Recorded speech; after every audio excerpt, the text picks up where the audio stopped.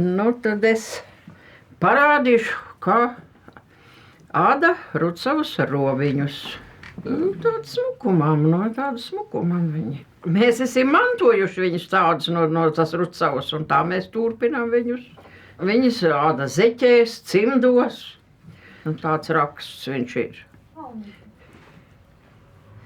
Jāuzmet ir, un tad jāsāk ir radīt.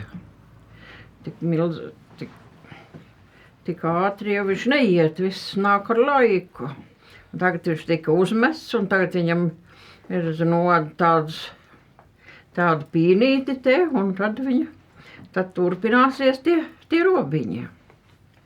Lai izadītu Rucavas robiņu, Valdzijas kaitiņam jādalās ap 5 obligāti, tad viņš nekad nesanāks.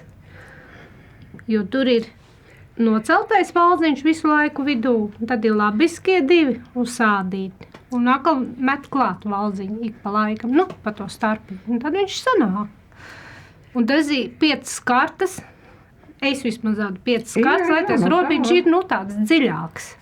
Bet to valdziņu, kur visu laiku noceļ, arī visas 5 kartas jānoceļ. Kartas jānoceļ ir. Viņu nedrīkst izadīt.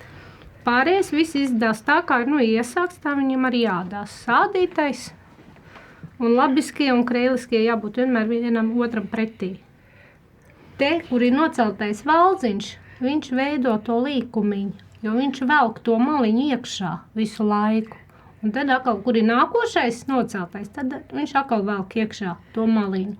Un tad pārējie izadītie veido jau to līkumiņu.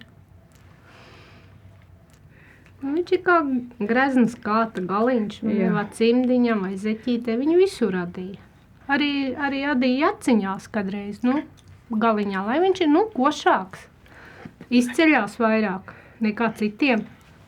Tālāk atdavā vai kādu rakstiņu, vai ko vien grib, turpina tālāk. Ko jau kurš izdomājis. To rakstiņu turpināt. Un šitas tas pamatiņš tam pašam galiņām.